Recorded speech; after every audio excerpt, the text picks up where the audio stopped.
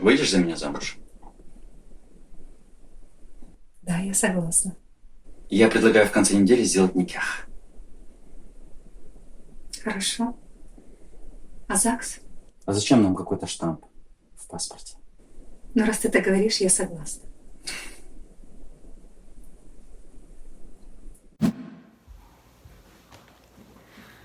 Послушай, мы с тобой уже столько лет вместе. Ты меня любишь, я тебя люблю. Быть может, пришло время узаконить наш брак и сыграть свадьбу. Дорогая, ну, ты рассуждаешь как старушка. Мы же с тобой молодые современные люди. Ну, посмотри вокруг, сколько людей, которые зарегистрировались, поставили штампы и буквально через 3 месяца разошлись.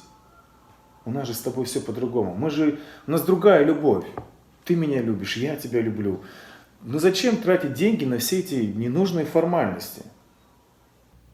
Или ты мне не доверяешь? Нет, я, конечно же, тебе доверяю. Ну, хорошо. Тогда давай оставим все как есть.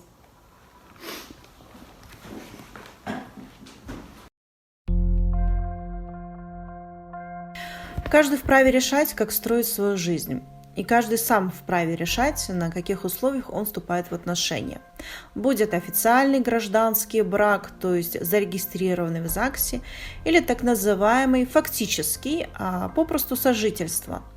Но при этом надо помнить, что такого понятия, как сожительство, не существует в действующем законодательстве. Гражданский брак – это брак, зарегистрированный в ЗАГСе. Других браков с юридической точки зрения больше нет. Все остальное сожительство, и оно не порождает никаких юридических последствий. Значит, все последующие права и обязанности супругов не регулируются законом и не защищаются им в случае их нарушения. То есть, по сути, в таком браке у супругов нет ни четких прав, ни обязанностей по отношению друг к другу, ни в плане обеспечения семьи и детей, когда они появятся, ни в вопросе принадлежности имущества, ни в множестве других случаев. Все, кто отказывается от официального брака, твердят одно и то же – любовь превыше всего. Но любовь – это еще и ответственность перед любимым, забота о нем и его будущем. И если эта любовь настоящая, ее не может испортить или ослабить какая-то печать в паспорте. Зато эта печать защитит права того, кого любишь, и защитит будущее ваших общих детей. Подумайте об этом.